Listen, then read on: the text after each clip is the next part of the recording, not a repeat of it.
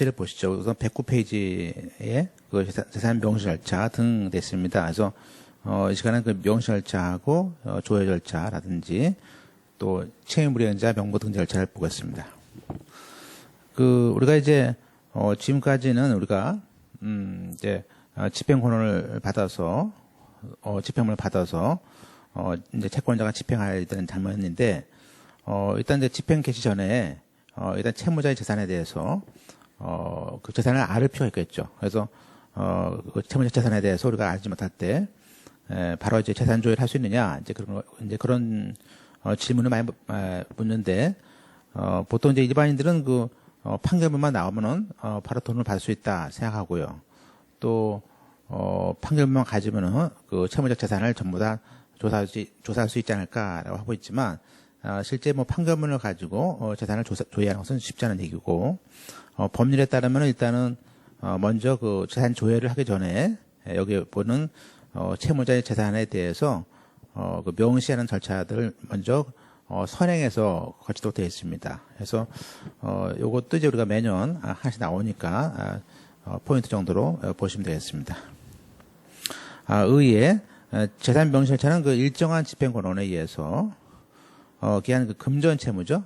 금전 채무를 이행하지 아니한 경우에는 법원이 그 채무자로 하여금 그 장래 그 집행 대상이 되는 그 재산 상태를 명시한 목록을 제출케 하고 또 그래서 그 재산 상태를 공개해서 나중에 그 채무자가 나와서 재산 목록의 진실함을 선속케 하는 그 법정 절차입니다. 그죠? 그래서 여기 이제 우리가 61조의 조문에 나와 있는 것이고요. 이러한 그 명시라는 것은 우리가 이러한 이제 명시 명령이 있어야 되는 것인데 우리가 이제 채권자가 그 명시 신청을 해서 인용을 하는 재판으로서 법원이 채무자로 하여금 명시일에 출석을 하게 해서 그 상태를 재산 상태를 명시한 목록을 제출케 하고 그것이 진실함을 선속케 하는 결정을 우리는 명시 명령이다라고 하고 있습니다. 그죠? 이것은 이제 우리가 조문상은 61조를 잠깐 보시면요. 이랑에 이제 이건 이제 금전에 대한 집행 권한이고요. 또 그것에 기초해서 그 강제 집행을 개시할 수 있는 채권자라고 되어 있습니다. 그래서 주체가 그 강제 집행을 개시할 수 있는 채권자라고 했기 때문에 우리가 집행력 있는 정본을 가져가서 해야 되고요. 관할은 이제 채무자의 보통 재판정 해가지고 채무자가 있는 이제 주소지 법원이 되어 있고요. 따라서 이 법원에다가 우리가 명시를 요구하는 신청을 할 수 있습니다. 다만 이제 이것은 단서에 보듯이 가집행이 붙은 거 가지고는 아직 확정이 안 됐으니까 이건 안 되고요. 적어도 확정 판결일 때만 되는 제도다 보시면 되겠습니다. 그래서 금전에 대한 그 집행 권한이고 또 확정된 판결을 얻었을 것이 필요합니다. 따라서 이제 이 항에 이때 그 신청서 낼 때는 집행력 있는 정본하고 각종 집행 개시 문서 같은 것들을 첨부해서 냅니다. 따라서 이제 요건이 좀 중요한데요. 우리가 이제 금전에 관한 금전 지급에 대한 것이고, 물론 이제 이 금전 지급은요 확정 판결, 지급 명령, 화해조서, 심지어 공정증서 됩니다. 다만 이제 안 되는 것은 가집행 판결과 가집행 선고에 있는 배상 명령 같은 것들은 나중에 이제 확정이 안 되고 상소를 해서 취소할 수 있지 않습니까? 그래서 이런 명시에 대해서는 명시 신청이 가능한 집행 권한에 해당되지 않습니다. 또 이제 중요한 것은 이제 이것은 금전에 관한 것이기 때문에 예컨대 뭐 채권자가 동산에 대한 인도 청구권, 어떤 부동산에 대한 그 인도 청구권에 대해서 이행하지 않는다 해가지고 명시 요구를 할 수는 없습니다. 그리고 우리가 집행 개시할 수 있는 상태라는 것이 있기 때문에 적어도 판결문 정본하고 집행 개시 문서가 필요하고요. 또 이제 채무자에 대한 요건으로서는요, 채무자가 적어도 우리가 어떤 그 능력자야 된다. 즉 소송 능력이 있어야 되고요. 없다면 법정 대리인이 있어야 되는데 문제는 뭐냐면요. 그 명시 접판을 할 때는요, 그 본인이 중시됩니다. 본인이 나와야 되니까. 따라서 소송 대리는 사실은 우리가 필요하지 않습니다. 그죠? 그래서 다만 이제 나중에 그 명시 명령에 대해서 이의신청할 때는 이제 그때 소송 대리인을 둘 수는 있겠죠. 또 이제 우리가 법정 대리인이 없는 그 경우에는 어떻습니까에 대해서는 사실상 이것은 우리가 그 특별 대리인까지 뽑아서 강행하는 것은 허용할 수 없다 이렇게 보겠습니다. 4번에 당연히 뭐 채무자의 재산을 쉽게 찾을 수가 있다면 이걸 뭐라 하겠습니까? 그래서 그때는 기각당할 것이고요. 뭐 제일 중요한 건 이제 채무자가 채무를 이행하지 않을 것이 필요하고요. 따라서 이것은 그 집행권에 표시되어 있는 채권이 소멸하지 않았을 거라는 그 소호적 요건이 필요합니다. 그죠? 물론 이제 이런 것에 대해서 그 소명을 할 필요는 없습니다. 또 이제 이 명시 신청 전에 꼭 집행에 착수할 것은 하지 않고요. 착수 전에 보통 많이 이용하는 제도죠. 이제 계략적으로 우리가 이제 시험에서 뭐 여기 있는 박스 정도를 보시면 될 것 같은데 일단 이 명시 신청은 서면주의다 해서 규칙에 나와 있는 것이고 집행력 있는 정보를 내는데 이제 문제는 이제 여기 그 2번인데요. 신청서에 우리가 판결문이 있다면 판결문 정본, 집행문이 붙어 있는 정본이겠죠. 그걸 내야 되는데 보통은 이제 정본하고 사본을 같이 가서 그 사본을 이제 주고 옵니다. 그래서 관할은 이제 채무자의 보통 접판적이고 이 명시 신청이라든지 조회 신청은요 시군 법원 사건은 되지 않고 시군에서는 할 수 없다 볼 수 있고 따라서 이 토지 관할은 전속 관할이고요 사무 관할은 이제 단독 판사가 하는 관할이 있죠. 뭐 어려운 사건이 아니니까 또 법원은 그 명시 신청에 정당한 이유가 있을 때는 따라서 앞서 그 재산 상태를 명시한 채무자에게 재산 상태를 명시한 재산 목록을 제출하라라는 그 명시 결정을 하라는 것이 62조 1항입니다. 따라서 이제 이렇게 신청하게 되면 그 명시 명령 단계로 가서 심리를 하게 됩니다. 그래서 재산 명시에 대해서는 물론 채무자가 이의 신청할 수 있지만 이 신청을 얻거나 이를 기각할 때 법원은 일단은 명시를 위해서 출석하는 기일을 정하고요. 그때 채무자에게 출석 요구를 합니다. 물론 이제 그 날짜가 언제에 대해서는 채권자에게도 통지합니다. 채무자에 대한 출석 요구서는 우리가 변호사가 있다든지 그런 그 소송 대리인을 선임한 경우에도 반드시 본인에게 송달한다는 것들이 이제 중요하고요. 왜냐하면 본인이 출석 의무가 있기 때문에 그렇습니다. 어떤 이 명시 명령을 이제 우리가 이제 송달하는데 법원은 그 재산 명시 신청에 대해서 정당한 이유가 있을 때는 결정 형식으로서 채무자에게 재산 명시에 대한 목록을 제출하라라는 명령을 하고 이 명령을 이제 송달을 하는데 이때 그 우리가 명시 명령의 송달은 우리가 이제 등본으로도 가능하다라는 판례도 있습니다. 그럼 이게 명시 명령에 대해서 우리가 송달됐을 때는 이제 우리 판례는 거기 이 송달에 대해서는 거기에 대해서는 우리가 가장 좀 약한 효력이지만 소멸시효의 중단효가 있다. 그래서 이 명시 명령의 송달이 우리가 소멸시효 중단인 최고로서 효력이 있다라는 것도 이제 보시고요. 이 명시 명령은 대신에 뭐 발신주의라든지 그 공시 송달로 해서 이렇게 보낼 수는 없고요. 상당하게 송달을 해야 되기 때문에 그거 잘 보시고 왜냐하면 선서를 하기 때문에 그렇습니다. 물론 이제 채무자가 그 명시 명령을 처음에 받았습니다. 받았는데 나중에 뭐 이사를 가거나 이제 도망가거나 해가지고 그 송달 장소를 바꾸어야 되는데 그 송달 장소에 대한 신고를 안 했습니다. 따라서 달리 그 송달 장소를 알 수 없을 때는 그건 처음에 보냈던 장소로 이때는 그 발신을 할 수 있습니다. 그래서 이때 발송한 날이 바로 송달된 걸로 보겠다. 그래서 이제 약간의 책임을 이제 부과시키는 것이죠. 물론 이제 일단 명시 신청을 했을 때도 정당한 이유가 없거나 또 충분히 재산을 찾을 수 있다라는 이유로 있을 때는 그 명시 신청은 기각되는 것이고요. 물론 이 명시 신청 전에 집행 정지 취소 서류를 제출했다면 그 명시 신청도 기각을 한다는 것을 알 수 있습니다. 우리가 특히 이제 이런 명시에 대해서는요, 우리가 일주일 이내에 이신청 제도가 있습니다. 그래서 요거 하나 잘 보시고요. 그래서 채무자는 그 명시 명령을 그 송달 받은 날부터 일주일 이내에 즉시한 거가 아니고요. 이신청을 한 겁니다. 그때 이항에 이신청이 들어오면은 법원은 그 이신청 사유를 조사할 기일을 정하고요.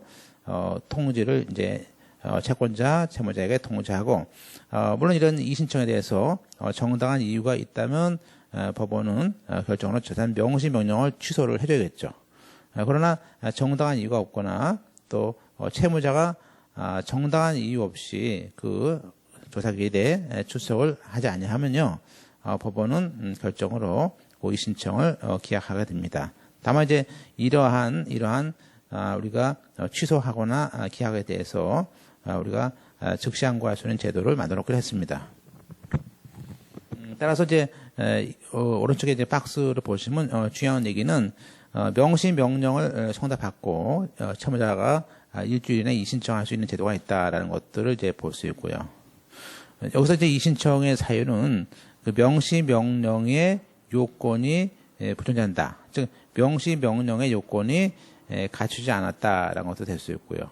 물론 이제 49조의 취소 문서인 그런 서류들이 이신청 사유가 되고요. 또 49조의 사고 변제라든지 부집행 합의의 경우가 있지 않습니까?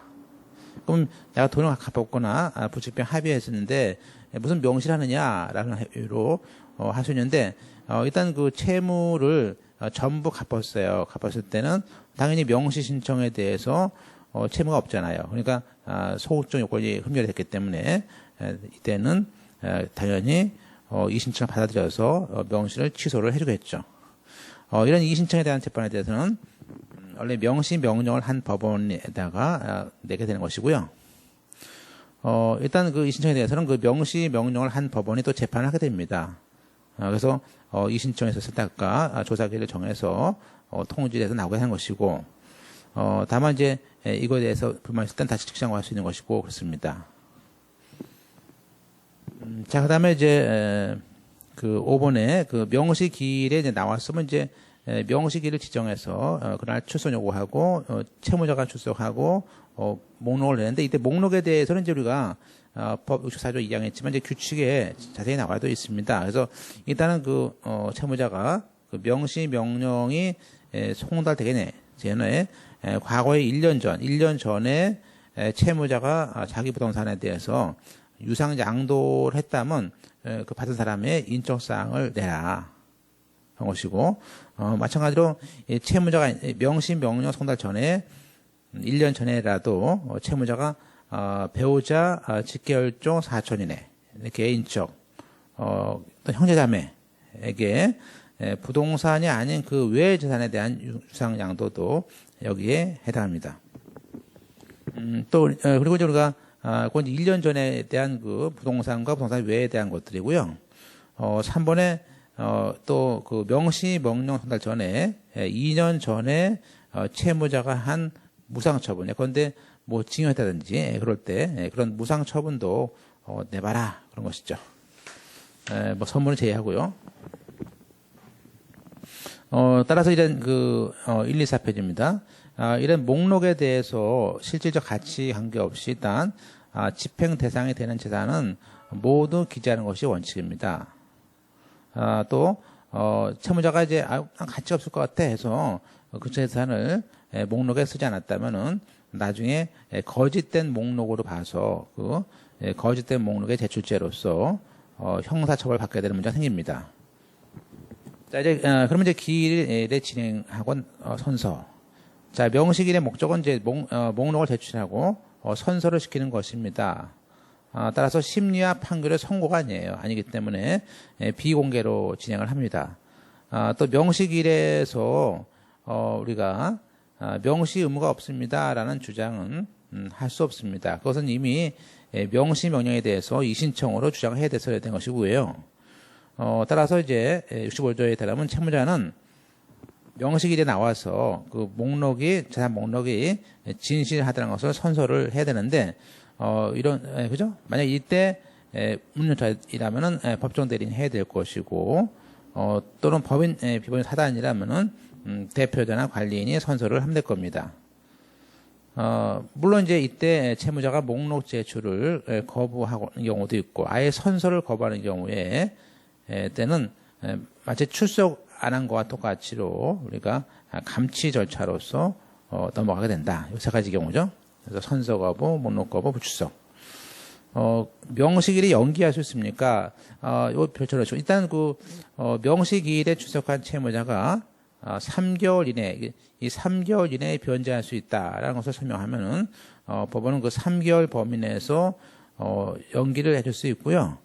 또 나중에 이제 새로운 기일에, 그 채무의 3분의 2 정도를 갚았다라는 증명한 서류를 내면요, 다시 한 달 범위 내에서, 연기할 수 있다라는 것들이 있습니다. 이것은 뭐 조문의 규정이니까 알 수 있고요.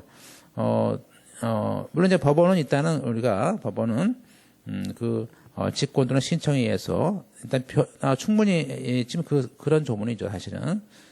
가조는 충분히 그 변제 가능성이 있다. 그럴 때는 이제 신청을 해서 변경을 해주거나 연기할 수도 있다. 물론 이렇게 채무자가 이제 충분히 뭐 3개월 후에 2달 후에 돈 나옵니다. 이렇게 해서 연기 신청을 할 수는 있지만 그거에 대해서 이제 허가 여부를 결정을 합니다. 따라서 이 허가에 대해서 만약에 그 불만이 있으면 그 즉시 항고할 수는 없고요. 집행기로서는 불구할 수 있습니다.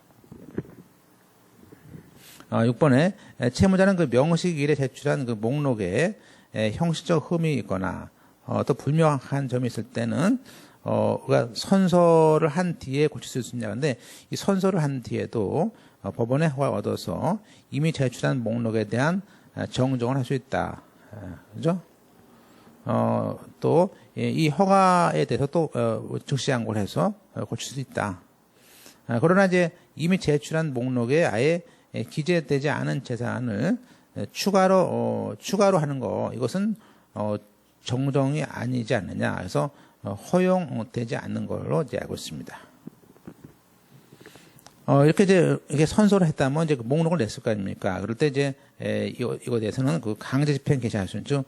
누구나 열람할 것은 아니고요. 이러한 그 명시에 대한 목록에 대해서는 집행 개시할 수 있는 채권자들이 목록을 열람 보거나 복사할 수 있다는 것이 67조입니다. 따라서 물론 이제 명시 신청을 한 그 채권자는 이제 언제든지 열람할 수 있고요. 다른 사람들은 이제 집행력이 있는 정보를 가져오면 또 열람할 수 있기 때문에 열람은 이제 적어도 정보를 가진 자한테 그 열람할 수 있다 정도가 되었습니다. 이러한 명시 절차도 일종의 그 집행 절차입니다. 따라서 우리가 이러한 명시에 대해서 49조라든지 그런 서류에 의해서 또 정지 신청할 수 있고요. 특히 이제 아예 명시 명령 전에 이런 49조 같은 서류가 있다면 당연히 그 명시 신청은 진행하지 않고 각하가 될 겁니다.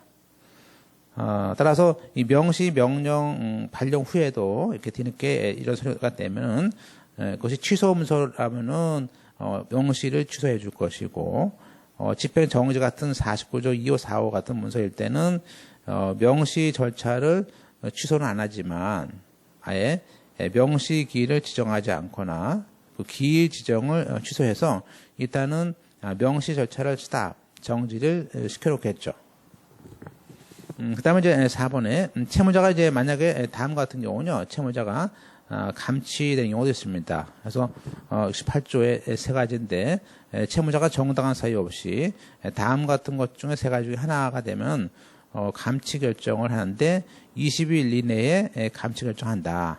그래서 명시일에 불출석, 목록 거부, 그 다음에 선서 거부가 있습니다. 그래서 불출석, 목록 거부, 선서 거부인데 여기에 허위의 목록 제공은 안 들어간다는 것을 주의해 보시고요. 그건 더 형벌에 갑니다.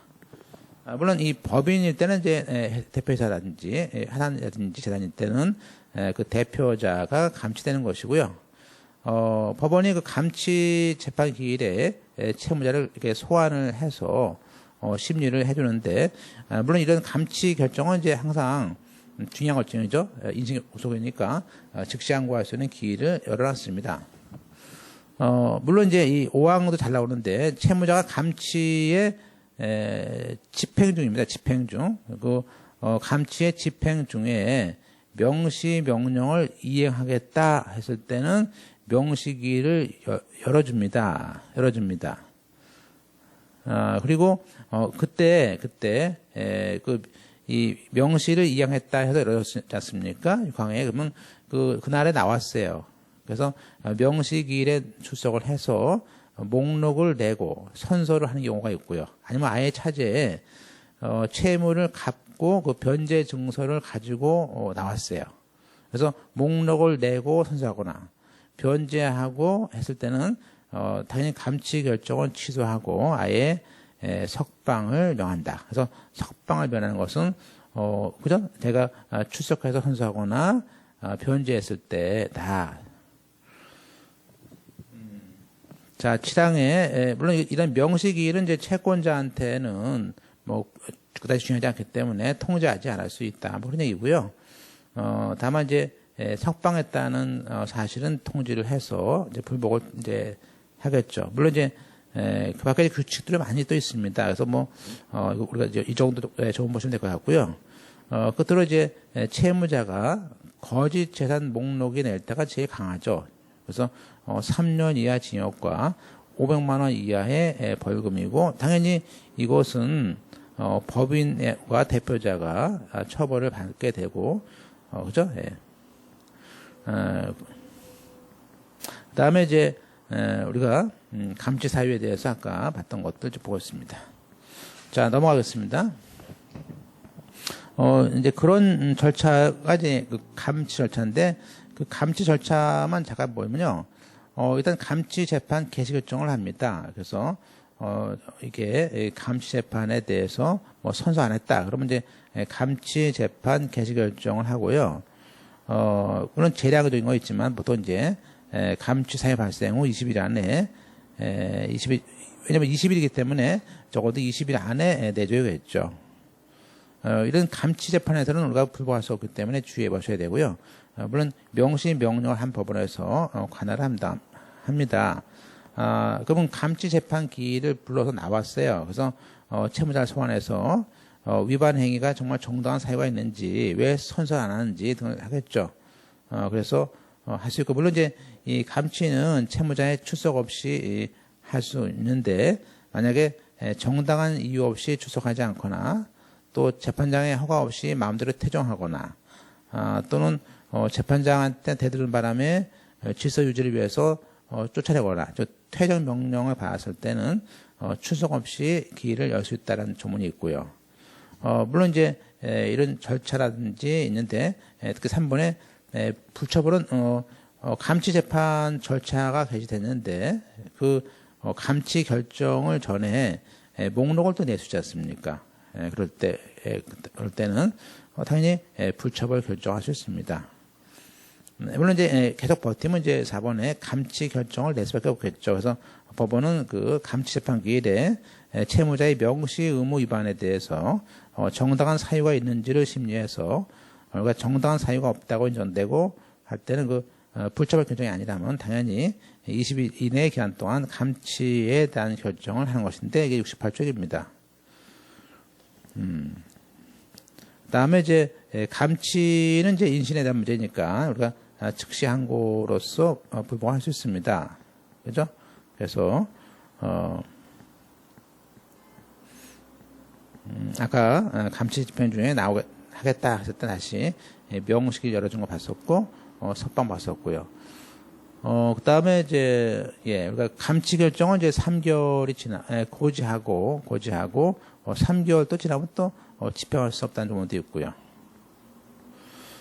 특히 그 명시 신청에 대해서 나중에 처음에 냈던 것이 기각되거나 각하했을 때 다시 재신청할 수 있습니까에 대해서는 그저 별도의 사유를 보완하지 않고는 그러니까 재신청은 안 된다. 그것이 69조입니다. 자, 이제 우리가 이런 조회로 이제 가야 되는데 조회로 가기 전에 이제 우리가 하나 더 이제 그 채무 무리의 현장 명부만 하나 보고 이제 좀 쉬죠. 그 70조 보시면 이제 70조에 보통 이제 이런 경우는 이제 보통 요즘에 뭐 각종 카드사라든지 이런 경우가 많죠. 그래서 오랫동안 그 연락이 안 되거나 그랬을 때 뭐 그런 카드회사에서 이렇게 채무자한테 그 다음과 같은 채무 불이행자라는 그 명부를 거기다가 이제 아예 올려달라라는 신청을 해서 그 사람이 이제 신용이 이제 장애가 되니까 돈을 이제 갚으러 오게끔 이제 하는 제도도 써먹을 수 있습니다. 근데 이제 역시 이것도 이제 몇 가지 요건을 잘 보셔야 됩니다. 이 명부 등재를 어떤 요건을 하느냐. 일단 이제 역시 이것도 금전 지급에 대한 판결문이 확정됐을 때 할 수 있고요. 근데 이제 그 집행권은 작성, 그러니까 판결이 확정되거나 집행권은 작성 후 6개월 동안 채무를 안 할 때, 그러니까 판결 받고 바로 할 수는 없고요. 적어도 6개월 동안에도 계속 채무 이행을 안 할 때 할 수 있다는 것이고요. 물론 이때 그 60일 전에 단서는 뭐냐면 가집행에 대한 권한은 안 됩니다. 그래서 이것도 명시나 명부 등재 신청할 때도 적어도 확정 판결이 필요하고요. 따라서 우리가 이제 1항이 이제 채무불이행이죠. 채무불이행. 그래서 판결 확정 후 또 확정 판결 조서 같은 거 작성 후 6개월이라는 그 채무불이행이 요건이 필요합니다. 명부는. 그 외에도 앞서 68조 1항에 있는 그죠? 그런데 명시 신청에 대한 명시 절차 보출석, 그죠? 선석 화부 이런 것들 그런 거라든지 허위 목록 제출 이런 거에 해당할 때도 여기 명부 등재가 된다는 것들 이제 주의해 보시고요. 그리고 이제 이런 그 재판도 역시 또 우리가 1호의 우리가 이 판결에 한 경우에는 그 보통 재판적을 사겠죠. 참여 주서주고요. 다만 이제 2호의 명시 재판에 대한 그런 사유가 있었을 때는 당연히 명시 명령을 내린 법원에서 명부 등재를 신청합니다. 그래서 거기 그 이 사망에 대해서는 그 표현을 잘 보시고요. 채무불이행자 명부라는 것은 이제 우리가 그 일정한 금전 채무를 일정 기간에 그런데 6개월이라는 기간 내에 이해하지 않거나 아니면 과거에 그 명시 절차를 거쳤을 것, 명시 절차를 거친 경우도 되거든요. 그럴 때 감치나 처벌 대상이 되는 행위를 했을 때 그때 채무자에 관한 인적사항을 법원의 재판에 의해서 등재하겠다. 그리고 널리 이것을 일반인에게 대해 열람 복사시키겠다. 그런 장부죠. 그죠? 그래서 과거에 이제 그 본조지란 송부했던 것을 우리는 지금 주소지에다가 다 이렇게 명부를 다 송부해주고요. 이게 다 나오면 이제 각종 금융기관에도 이런 신용 정보를 활용할 수 있게 만들었습니다. 이 명부 신청 요건은 그 둘 중에 하나입니다. 아까 70조에 있는 1항의 1호와 2호였는데요. 따라서 이 둘 중에 하나만 해당하면 채무자를 채무불이행자 명부에 올리는 신청이 됩니다. 따라서 아까 금전 채권에 대한 6개월이라는 기간, 그리고 명시기일에 대한 다음 페이지에 불축석, 목록 거부, 선서 거부, 거짓 목록 이렇게 네 가지 제거 중에 하나.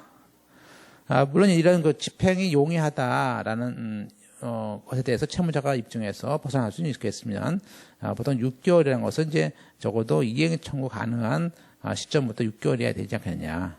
그래서 조건 기한부라면 조건 기한이 도래한 때부터 6개월이지 않겠냐. 반대급부라면 반대급부 이행 시부터 6개월이 아니겠냐. 그래서 적어도 6개월은 지나지 않겠냐 그런 얘기죠.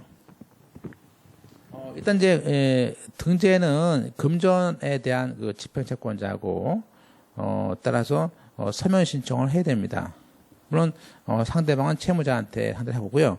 등재에 필요한 서류는 이제 우리가 아까 70조 1항에 따라서 확정 판결문이 필요하고요. 또 우리가 이제 2항에 뭐죠? 불출석이라는 사유일 때는 그 명시기의 조서를 등본을 갖다 보여주고 거기에 불출석이 나와 있을 거 아닙니까? 또 거짓 목록일 때는 이 거짓 목록이라는 걸 말로 쓸 수는 없고요. 그 거짓 목록에 따라서 처벌받은 유죄 판결, 불기소 이런 수사 결과 통지까지를 제출해야 됩니다. 좀 까다롭죠? 그리고 이제 관할에 대해서 이제 여기 그 채무불이행자 주소가 왜 필요합니까에 대해서는 그 명부를 나중에 그 채무자 주소지에 시구 읍면장에 보내기 때문에 채무자의 주소 서명은 필요합니다. 다만 이제 여기서 중요한 것은 이제 명시 신청과는 달리 별도의 뭐 집행문을 받거나 집행 개시 서류는 이때는 필요 없습니다. 어차피 이건 우리가 집행을 하기 위한 것이 아니고 명부에 올리는 것까지 하는 거니까. 관할은 아까 나눠졌죠. 6개월 내에 안 냈을 때는 채무자의 주소지. 그리고 거기 명시 절차를 거쳤다면 당연히 명시 절차를 거친 법원에 해야 되는 것입니다. 그리고 똑같이 여기서도 명시라든지 명부라든지 이런 것들은요, 시군법원에서 안 됩니다. 이런 등재 심판에 대해서는 그 3번입니다. 별도의 그 신문을 거칠 필요도 없고요. 즉시 항고했다 해서 그 집행 정지를 해주지 않습니다. 다만 이제 일정한 경우에는 채무자는 신문을 해야지 않겠느냐 이런 얘기 하고 있습니다. 그래서 그런 것들도 알 수 있고요. 물론 신문을 하지 않는 경우는 이제 국가일대라든지 거기 이항처럼 불출석 절차 현장 지연 아예 안 나온 사람은 처음부터 신문할 필요 없겠죠. 이게 신청이 이제 정당하면요, 명부를 올리는 결정하고요. 이유가 없으면 그 명부 신청에 대해서 기각 결정합니다. 일단 등재 결정하게 되면 이제 채권자한테도 채무자에게도 고지를 해주고 기각은 당연히 채권자한테만 알려주면 끝나는 것이죠. 재판은 이제 정당한 이유가 있었을 때는 그 법원이 채무자의 그 채무 불이행자 명부에 올려라라는 결정을 하라는 것이고, 이 등재 결정이라든지 신청 자체의 기각 결정에 대해서는 즉시 항고로 할 수도 있습니다. 그래서 보통 이제 이럴 경우에 근데 뭐 예를 들면 채무자가 죽었기 때문에 상속인들이 상속을 포기했다라든지 뭐 그런 이유로 해가지고 즉시 항고하는 사건들이 있어요. 그다음에 이제 명부가 다손됐을 때는 일반인한테도 열람할 수 있다. 그런 얘기죠. 그래서 명부 등재가 될 경우에는요, 법원 사무관이 바로 채무자별로 채무 불이행자 명부를 작성합니다. 그래서 채무자 이름 주소 같은 것들, 또 채무액이 얼마인지 그런 기재를 적어주는 것이죠. 또 등재 사유란 것은 이제 앞서의 등재가 언니된 그 6개월 안에 채무를 이행을 안 했는지, 또 명시 의무를 어떤 내용을 안 했는지 등이 되겠습니다. 채권자의 인적사항은 기재할 필요는 없습니다. 명부라는 것은 등재 결정을 한 법원에 비치를 합니다. 다시 한번 등재 결정을 한 법원에 비치해서 하고 주소지에다가 이제 보내주는 것이죠. 그죠? 그래서 이 명부에 대한 결정에 대한 각종 똑같은 부분을 채무자의 주소지에 시구 읍면장에 보관하고 보내고, 또 전국 은행연합회라든지 등에 보내거나 또 전자통신을 이용해서 통지를 합니다. 여튼 우리가 그럼 이게 법원에 와서 또 이렇게 명부를 열람할 수 있지 않습니까? 그런데 이 명부는 그 원본이든 부본이든 누구나 복사할 수 있습니다. 즉 공표할 수는 없지만, 그래서 명부는 일반인에게 널리 공개할 수 있다. 그런 걸 알 수 있습니다. 이제 뭐 우리 시험에서 사실은 우리 시험은 사실 5번에 펼치시고, 이 명부 등재를 그러면 어떻게 말소하느냐 것인데, 이제 말소가 두 가지가 있는데요. 그 신청에 의한 말소가 있고요. 그 다음에 직권 말소가 있습니다. 일단 이제 신청은 보통 채무자가 신청을 하게 됩니다. 그래서 우리가 변제했다든지 변제를 했기 때문에 이제 필요 없다 했을 때 채무자가 신청하면 법원에서 말소하는 결정이 나와야 됩니다.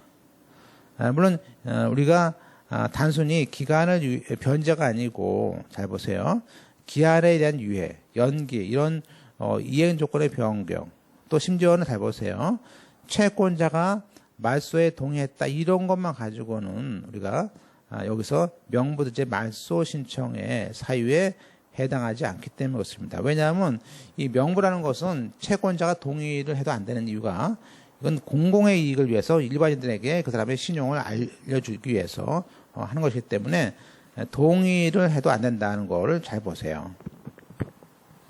그리고 이제 우리가 명부에 오른 다음에 10년이 지나면 아마 그 소멸시효 기한을 좀 고려해서 이때는 법원이 직권으로 명부에 오른 이름을 말소하는 결정까지 할 수 있습니다. 또 두 번째, 이 명부가 등재된 후에 나중에 등재 결정을 취소 신청하거나 그 등재 신청을 취하하거나 또 등재 결정이 확정된 후에 잘 보세요. 이건 채권자가 스스로 말소 신청까지 했을 때는 이때 명부를 직권으로 말소해 줍니다. 그래서 그 직권 말소라는 걸 잘 보시고, 그리고 말소를 한 다음에는 이제 당연히 채무자의 주소지, 법인의 경우는 법인 주된 사무소에 있는 곳, 시음면장에게 그 명부의 부분을 보낼 또 금융기관에게 장에게 통지를 해서 하겠죠. 그러면 이렇게 말소된 채무불이행자 명부에 대해서 채무자나 대리인이 국한되지만 그 연락을 직접 복사할 수 있다는 것을 알 수 있고요. 끝으로 이제 이 명부에 대해서도 우리가 그 채무불이행자 명부의 등재 결정이 확정되고 명부의 작성과 비치가 이제 법원에 맞춰지게 되면요, 채무불이행자 명부 등재 절차는 종료됩니다. 따라서 나중에 그러한 집행 정지나 취소 서류가 나오게 되면 일단 등재가 된 다음에는요, 우리 배웠죠? 항상 집행이 다 끝나버린 다음에는 더 이상 취소라든지 말소를 구할 수가 없어요. 그래서 그때는 우리가 채무자가 73조 1항에 따라서 변제를 해야만이 결국에 말소 신청할 수밖에 없을 겁니다. 이렇게 보시고 이제 일단은 앞서 그 명시 절차를 거쳤을 때 그 다음에 이제 할 수 있는 게 뭐가 있습니까? 최후로 그 채무자의 재산 조회인데 이게 74조였습니다만 이건 좀 쉬었다가 좀 보겠습니다.